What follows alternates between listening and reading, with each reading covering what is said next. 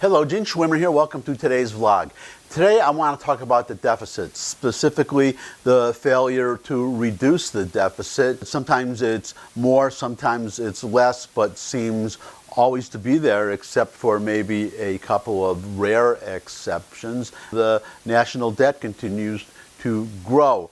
I'm going to make my main point about that problem, but first I just have to dispute a couple of other points that I think draw attention away from the main focus of what we should be doing to reduce the deficit and the national debt. One of these points is one that somebody just made a moment ago on a business channel I was listening to on my computer as I was working, that one of the reasons for the deficit is tax cuts.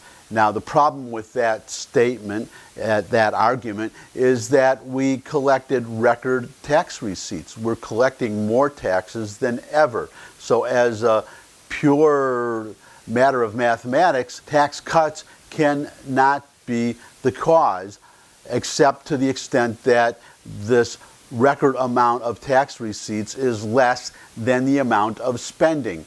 The point I think really matters is that spending continues to go up. It's a spending problem, which leads me to the second point I want to dispute, which is from, well, everybody knows Ben Stein. Win Ben Stein's Money. He had the TV show, had bit parts in some movies, but he is also a very knowledgeable economist. He used to write, maybe he still does, it's been years since I read it, but he used to write very erudite articles for Barron's, the financial publication.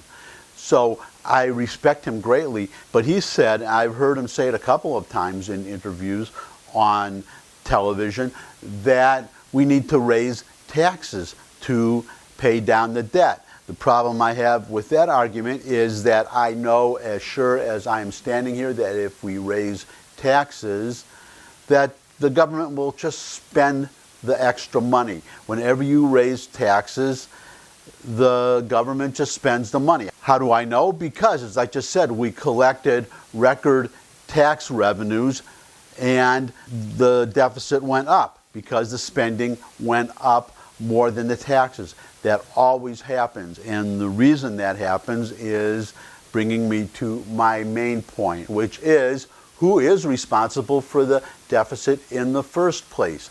Now, you hear every so often, in fact, I heard it on that same financial station just a moment ago, that both parties promised to reduce the deficit. One party, the Democrats, by raising taxes. Another party, the Republicans, by cutting spending. But the deficit does not get cut.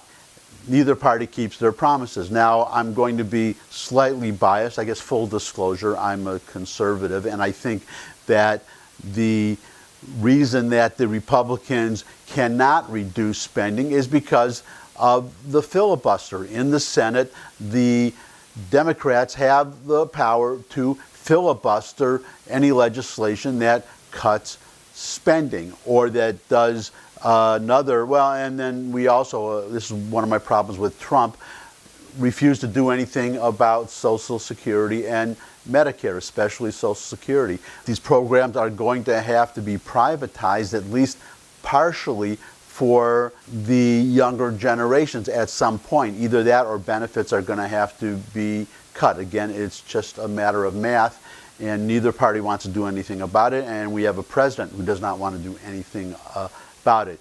But just to give a little brownie point in the Republicans' favor, even if they are sincere about wanting to cut spending, and I'm perfectly willing to have somebody argue the opposite in the comments section, that Republicans are just as bad as Democrats and have no more intention of cutting the deficit, cutting spending, than the Democrats do. That's a fair comment. I'm not going to argue about that. I am going to argue about who is responsible. The pundits say, and I think a lot of the conventional wisdom is that both parties are responsible, but they are not really responsible. This is who is responsible. We are responsible. You are responsible.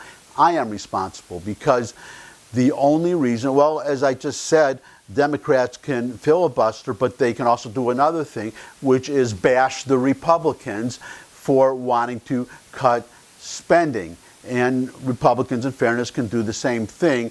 But I think mostly you're going to see Democrats bashing Republicans for wanting to cut spending.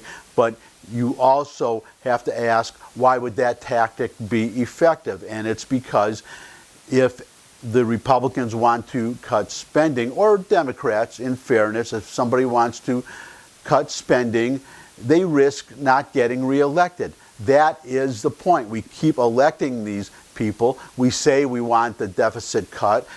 We say we want responsible government, responsible spending, but we do not put our votes where our mouths are.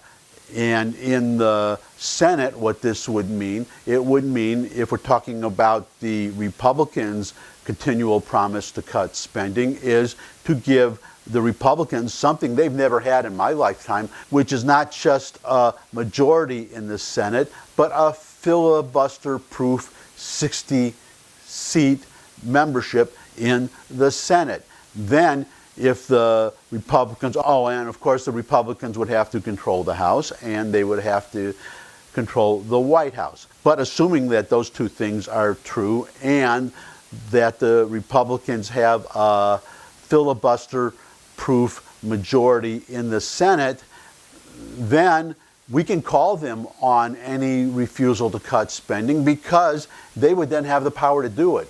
But absent that situation, they simply don't have the power to do it unless Democrats go along.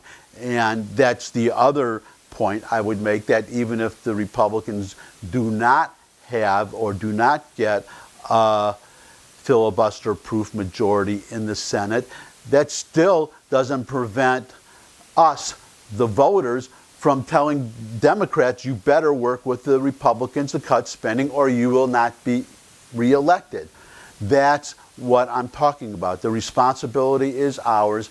We can argue what spending should be cut, whether it should be cut or not, but I think it's grossly unfair to shift responsibility for the deficit and the debt to either party, either to the Democrats or the Republicans, because ultimately it is we, the people who elect these people, it is we, the people who have the responsibility for telling them what we want and then holding their feet to the fire, making them accountable for doing what we elect them to do.